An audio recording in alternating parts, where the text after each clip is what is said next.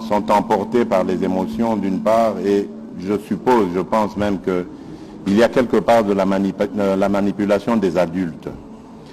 La MONUSCO est venue en partenaire en République démocratique du Congo pour nous aider à éradiquer les violences, à stabiliser le pays et surtout à protéger les populations. Je peux comprendre cette expression de colère, de ras-le-bol vis-à-vis des violences qui se font, mais ce n'est pas la MONUSCO qui en est responsable. Cette violence, elle est aveugle, elle est lâche et elle est sournoise. On ne la voit pas toujours venir. Ce n'est pas la MONUSCO qui la suscite. Et donc vous devez comprendre que la MONUSCO est là pour nous accompagner dans les efforts que nous fournissons. Et je vous promets, chers enfants, en tant que père d'abord, mais ensuite en tant que chef de l'État, que j'apporterai les solutions à vos problèmes. Veuillez regagner vos foyers et ne vous laissez surtout pas manipuler par des adultes qui, eux, ont un but qu'ils recherchent, un but politique à tout cela. Voilà ce que je peux dire à ce sujet. Je vous remercie. Monsieur le Président du Conseil européen, merci. Il y avait un volet qui vous était concerné. Merci beaucoup. Monsieur le Président, je souhaiterais commencer par vous remercier de votre hospitalité, de la qualité, de l'intensité des échanges que nous avons eus. C'est l'occasion pour moi, au travers de cette visite aujourd'hui à Kinshasa, de dire le soutien que nous voulons apporter aux institutions, à votre engagement pour relever les défis auxquels collectivement vous êtes confrontés. Nous avons eu l'occasion, en effet, d'adresser cette importante question de la sécurité, notamment la sécurité à l'Est. Ce n'est pas la première fois que nous échangeons sur le sujet, et je veux dire l'engagement de l'Union européenne et des États membres européens en parfaite coopération, en parfait dialogue avec les autorités de la RDC pour voir de quelle manière on peut apporter de différentes manières une capacité de faire avancer la sécurité, la stabilité, faire reculer les violences sous toutes les formes. Nous sommes exactement dans la même démarche, celle qui a été exprimée par le Président. Ça suppose aussi de coopérer avec les institutions internationales, notamment les Nations Unies et notamment la MONUSCO. Et certainement, les États européens sont prêts aussi à soutenir toutes les démarches qui visent à faire en sorte qu'il y ait des résultats qui puissent être engrangés pour faire reculer la violence et faire en sorte qu'il y ait davantage de sécurité et davantage de stabilité. Deuxième question. Bonjour, c'est Billy Ivan Lutumba de Radio Okapi. Monsieur le Président du Conseil européen, vous avez dit que vous avez discuté par rapport aux défis. Le plus grand défi en RDC, c'est l'enseignement. Ma question va aussi s'adresser à Monsieur le Président de la République. Dans les discussions que vous avez eues avec le chef de l'État, il se pose le problème de la gratuité de l'enseignement, de l'effectivité de la gratuité de l'enseignement, qui a des soucis pour se mettre en pratique ici en RDC. Dans ces échanges-là, est-ce que vous avez un appui substantiel à apporter au gouvernement de la République du Congo? Et Monsieur le Président, est-ce que après l'investiture du gouvernement, vous avez eu quand même beaucoup de défis par rapport à ce qui concerne la gratuité de l'enseignement, et les enseignants se plaignent par rapport à cette gratuité. Avec l'avènement du gouvernement Sama Lukonde, quel est le souffle nouveau que vous allez apporter pour que cette gratuité soit effective?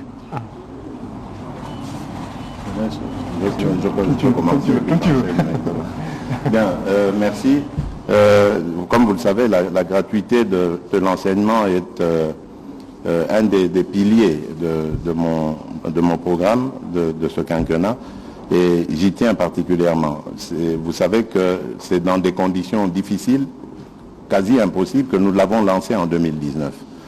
Malheureusement, nous avons connu un ralentissement de la mobilisation de nos recettes avec cette pandémie, mais ça ne nous a pas découragés pour autant, et surtout, nous avons été encouragés par les appuis budgétaires qui nous ont été octroyés par les institutions financières, FMI, Banque mondiale, et cela nous a davantage encouragés. L'avènement de ce gouvernement va nous permettre de mieux nous focaliser sur le secteur en question, la gratuité de l'enseignement, en mobilisant davantage de moyens. Et on a vu, avec les procès que vous connaissez, que des moyens ont été détournés, des moyens congolais, des moyens mobilisés par l'État congolais. Donc ça veut dire que nous ferons davantage attention à cela.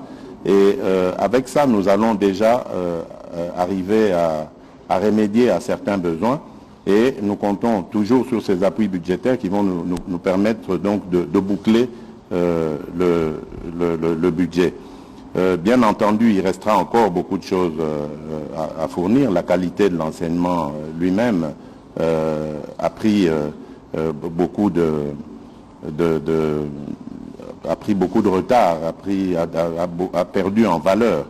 Nous allons donc accentuer les efforts pour améliorer la qualité de l'enseignement. Nous allons aussi faire des efforts pour multiplier les infrastructures scolaires parce que malheureusement, cette mesure qui était tant souhaitée par le peuple congolais a eu aussi des conséquences, c'est d'avoir des nombres incalculables d'enfants dans les classes. Donc nous allons aussi aller dans ce sens. Et le partenariat justement avec l'Union européenne, c'est celui-là aussi, celui d'obtenir des accompagnements, du soutien, des conseils, de l'encadrement, du renforcement de nos capacités pour y faire. Donc je pense que je reste optimiste et nous allons réussir à relever ce défi. Merci beaucoup. L'éducation est un levier puissant pour le développement, pour le progrès, pour la capacité de relever le défi.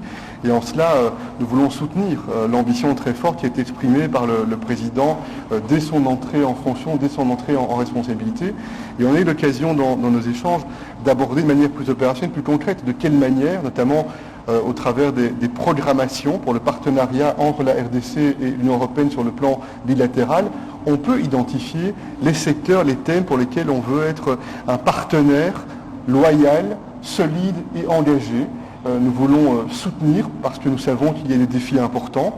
Nous savons que le président et le gouvernement qui vient de s'installer a une vision avec un certain nombre de priorités qui doivent être relevées au départ des autorités, au départ des institutions. Et l'Union européenne veut s'inscrire dans une démarche de partenariat et de soutien. Il y a la dimension économique qui est importante. Faire en sorte, et le Covid-19 est un choc qui frappe le monde, et ce pays n'y échappe pas, faire en sorte que l'on puisse investir pour les infrastructures, investir pour attirer du secteur privé à croire dans le pays et à développer de l'activité, développer de l'emploi. Il y a la dimension de l'éducation qui a été mentionnée, il y a la dimension de la santé, on en a parlé également beaucoup, parce que pour le bien-être de la population, la capacité de faire progresser les infrastructures, de faire progresser la qualité pour les soins de santé est aussi un enjeu extrêmement important. Et on a aussi abordé, je n'y reviens pas, la question de la sécurité, parce que la sécurité et la stabilité sont aussi les conditions pour réussir à faire en sorte que l'on progresse. Voilà quelques-uns des axes autour desquels nous avons travaillé ce matin, avec l'engagement de rester étroitement en relation avec les équipes diplomatiques, avec les équipes gouvernementales, pour un rythme régulier, voir de quelle manière nous réussissons à faire en sorte que le soutien qui est apporté, que le partenariat qui est déployé engendre des résultats perceptibles, tangibles pour la population. C'est vraiment ça le sens de la démarche dans laquelle nous voulons inscrire cette relation bilatérale entre la RDC et l'Union européenne. Troisième question, la Voix de l'Amérique. Bonjour messieurs, Anastasie Toudier chez La Voix de l'Amérique, Voice of America. Vous avez individuellement, l'un et l'autre, fait état de votre engagement et de vos préoccupations quant aux questions environnementales. Vous, Monsieur le Président Tshisekedi, quant au trésor que recèle la RDC à mettre en valeur en termes d'environnement, et vous, Monsieur Michel, quant à l'empreinte carbone. Partant, on voit là très clairement qu'il y a une espèce d'alliance objective entre la RDC, et en tout cas potentielle, entre la RDC et l'Union européenne. Est-ce que vous avez pris des engagements, dégagé des pistes? Est-ce que vous avez de bonnes nouvelles sur l'environnement à nous annoncer, étant donné que nous sommes quand même dans le pays qui est qui détient le deuxième poumon du monde? Vous terminez par l'un des arguments que j'ai avancé, justement, celui du plaidoyer pour le Congo, le bassin du Congo, qui a le massif forestier en importance, qui vient en deuxième place au monde après l'Amazonie. Et nous avons toujours l'impression que depuis des années, le monde est tourné plus vers l'Amazonie que le bassin du Congo qui a énormément de potentialité et qui contribue très efficacement à la lutte contre le changement climatique. Et pour ça, nous avons besoin d'accompagnement dans la gestion de nos forêts, nous en avons parlé. Mais également, j'avais plaidé lors de ma participation à la conférence, au sommet sur le changement climatique qui avait été organisé par le président Joe Biden des États-Unis pour l'augmentation de la taxe carbone, parce que nous estimons que cela va avoir des conséquences positives sur ce que nous fournissons comme effort dans ce domaine. Et donc de ce côté-là, soyez tranquilles, j'ai trouvé des oreilles attentives et surtout des défenseurs de cette cause qui est la mienne, celle de faire comprendre au monde que le bassin du Congo regorge du deuxième poumon du monde en importance. Donc nous avons vraiment besoin d'un accompagnement pour lutter contre cette déforestation, pour davantage développer la biodiversité qui va contribuer justement à maintenir le climat. Depuis plusieurs années, l'Union européenne est très mobilisée sur la question du climat, sur la question de l'environnement, sur la question de la biodiversité. Ainsi, l'Union européenne, il y a quelque temps, a pris un engagement extrêmement ambitieux, celui de faire de l'Union européenne le premier continent neutre sur le plan climat. Et dans ce cadre-là, dans le sommet auquel nous avons participé ensemble, organisé par Joe Biden, j'ai eu l'occasion d'insister sur l'importance d'une perspective internationale du prix du carbone. Et dans ce cadre-là, naturellement, nous mesurons parfaitement le partenariat qui doit pouvoir se développer de façon très opérationnelle et concrète entre la RDC et l'Union européenne, en lien avec ses ressources naturelles, en lien avec ses ressources forestières, en lien avec la gestion durable. Et nous voyons bien toutes les difficultés, toutes les contraintes, mais aussi la volonté de s'impliquer.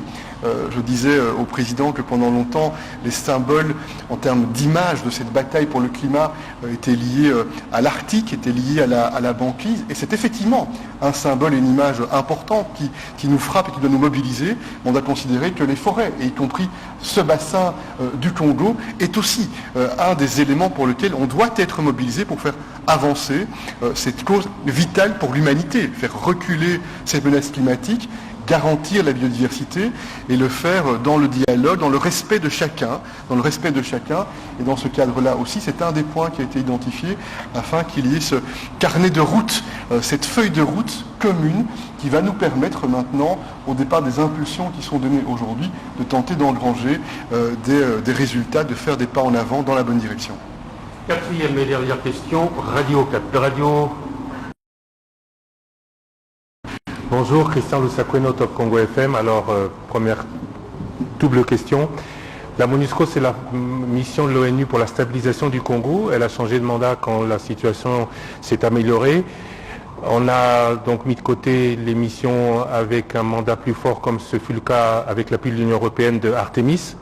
Est-ce qu'avec la situation actuelle en Ituri, mais aussi à l'Est, on peut penser à une deuxième mission avec un mandat plus sur les groupes armés? Toujours pour rester à l'est de la République démocratique du Congo, le ministère de l'intégration régionale avait pour mission, avec les pays voisins, de faire en sorte que la coopération, le business laisse le pas au commerce illicite du diamant, des minerais, qui semble être la cause principale de la recrudescence de cette violence. Le prix Nobel de la paix, le docteur Mukwege, avec la députée européenne Maria Arena, a lancé une initiative pour la certification de ces minerais. Est-ce que l'Union européenne ne voit pas là la possibilité de contrôler ce flux de capitaux, de minerais? Est-ce que, en ne s'exprimant pas clairement sur ce sujet, elle ne laisse pas libre voie aux seigneurs de guerre? Merci. Merci beaucoup pour cette question, parce qu'elle va me permettre de donner un message que j'espère très fort sur le sujet. L'Union européenne, les États membres, on est très mobilisés pour engager davantage de responsabilité et davantage de traçabilité. Parce que l'on voit bien les chaînes commerciales, les chaînes d'exploitation, avec un certain nombre de conséquences qui sont désastreuses en termes de sécurité, en termes de tragédie, en termes de négation des droits humains fondamentaux. Et c'est là pour laquelle je voudrais attirer l'attention sur une une décision qui a été prise et qui est entrée en vigueur en début de cette année, en janvier. C'est un règlement qui vise à garantir pour les opérateurs européens la traçabilité et la responsabilité. Et on a évoqué ce thème, notamment avec le président, le Premier ministre, parce que je pense que cette décision qui est prise sur le plan européen va soutenir les efforts qui sont menés par les autorités pour qu'il y ait davantage de transparence, davantage de traçabilité, ramener de la sécurité et de la stabilité par ce biais-là. La question maintenant sécuritaire, la MONUSCO ou d'autres missions de dimension plutôt européenne, quelques éléments par rapport à cela. D'abord, dans le cadre des Nations Unies, y compris au Conseil de sécurité des Nations Unies, où plusieurs États européens sont membres de ce Conseil de sécurité, il est certain qu'il y a régulièrement des évaluations, des discussions sur les différents mandats en lien avec les missions des Nations Unies. C'est le cas très certainement aussi pour la MONUSCO. Et l'Union européenne, les États membres, on est prêt à être engagés avec nos partenaires internationaux et bien entendu avec les autorités de la RDC sur ce sujet-là. Sur le plan européen, sans parler nécessairement de la comparaison avec Artemis, il y a une capacité et une volonté aussi dans le dialogue qui a été entrepris depuis quelques temps maintenant avec le président, de regarder comment on peut mobiliser du support, par exemple en termes du renforcement des capacités, en termes de soutien pour faire les réformes de sécurité nécessaires, en termes de formation également, pour avoir cette capacité de jouer un rôle positif, stabilisateur, mais chaque fois en lien avec les priorités de la RDC, avec les priorités qui doivent être exprimées par le président, par les autorités. C'est dans ce cadre-là que nous voulons chaque fois vérifier comment on peut mobiliser nos expertises européennes, nos forces européennes, nos atouts européens au service de cet objectif commun qui est la sécurité et la stabilité. Et puis, on salue aussi les efforts qui ont été faits sur le plan des relations avec les voisins pour prendre en considération cette dimension régionale et ce dialogue qui est engagé pour traiter aussi dans une perspective régionale un certain nombre de situations qui, nous le mesurons bien, suppose que chaque fois que l'on améliore les coopérations en matière économique, en matière politique, on contribue aussi sur le long terme à amener plus de stabilité. Voilà, Monsieur le Président du Conseil européen, Excellence Monsieur le Président de la République, vous comprenez bien que les questions sont nombreuses, mais nous allons nous arrêter là compte tenu du programme chargé. Laissez-moi vous dire simplement grand merci. Merci.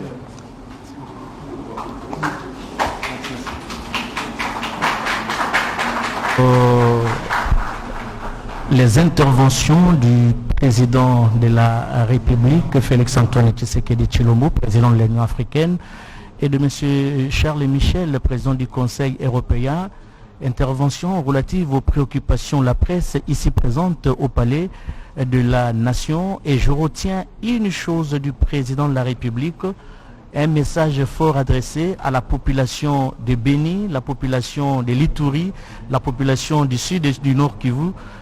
Les chefs de l'État est plus que jamais déterminés à restaurer la paix dans ces parties du territoire national. Et c'est un engagement fort, il l'a dit et il l'a également répété aujourd'hui. Il va se rendre sur place à l'est du pays et pour compatir au malheur qui frappe les différentes victimes de ces atrocités causées par les groupes armés. Il raccompagne donc là à travers ces images et cet échange avec les protocoles, il raccompagne Charles Michel qui prend part à bord de sa Jeep et qui part. Les deux personnalités vont certainement se retrouver dans quelques minutes ou dans quelques heures pour la remise officielle. Sinon, si le président n'y sera pas, il va certainement mandater soit le Premier ministre, soit un membre du gouvernement. Mais je crois que les dispositions ont été prises pour que le président de la République soit personnellement présent à cette importante cérémonie qui aura lieu, nous le rappelons, au port fluvial de l'Onatra. Il y a 2 bateaux baliseurs qui seront donnés à la régie des voies fluviales pour le balisage du fleuve Congo et ses affluents. Voilà Charles Michel qui quitte donc là le palais de la Nation qui va se rendre certainement dans son hôtel ou à la délégation de la commission de l'Union européenne ici à Kinshasa, mais je vous rappelle que tout à l'heure, les deux personnalités vont se retrouver pour la cérémonie de tout à l'heure et la RTNC a pris toutes les dispositions possibles pour la retransmission de cette cérémonie. Je disais tout à l'heure, en rapport avec l'insécurité dans la partie est du pays, le président de la République, Félix-Antoine Tshisekedi Tshilombo, est plus que jamais déterminé à mettre fin à cette aventure qui a trop duré, et les nouvelles en notre possession font état l'arrivée sur place des soldats congolais, des militaires qui sont allés renforcer les unités qui sont déjà sur place, et c'était une lueur d'espoir de la part de la population de Beni et la population de Goma, la population de Bunia. Et dans quelques jours, quelques semaines certainement, le garant de la nation s'y rendra pour mettre fin à cette aventure. Et le président de la République qui va prendre part à bord de sa Jeep, je crois que immédiatement après, les deux personnalités vont se rendre au niveau du port fluvial de l'Onatra. Le président prend part à bord de sa Jeep. La direction, nous allons voir, mais la destination, nous ne serons pas en mesure de vous donner la destination, mais ce qui est vrai est qu'il y a une autre cérémonie qui est prévue au niveau du port fluvial de l'Onatra pour la remise des baliseurs pour la circulation au niveau du fleuve Congo et ses affluents. Très chers téléspectateurs, grand a été pour nous le plaisir, grand a été pour nous, merci Monsieur Miché, merci pour cette sympathie, grand a été pour nous le plaisir de vous retransmettre en direct cette tête-à-tête entre le chef de l'État congolais, Félix-Antoine Tshisekedi Tshilombo, président de l'Union africaine, et Charles Michel, président du Conseil européen. Regardez, je suis entouré par mes confrères de tous les jours. Il y a Astrid au Congo pour le Swahili et Mathieu Modibangu pour le Lingala. Il fignole bien sur Lingala, je l'aime bien. C'est toute l'équipe de la RTNC qui était mobilisée, l'équipe technique ici. Avec la réalisation de John Bidoya, toute l'équipe technique, je ne saurais citer le nom de tout le monde. J'ai dit bonjour et merci, et surtout au directeur général de la RTNC, Ernest Kabila.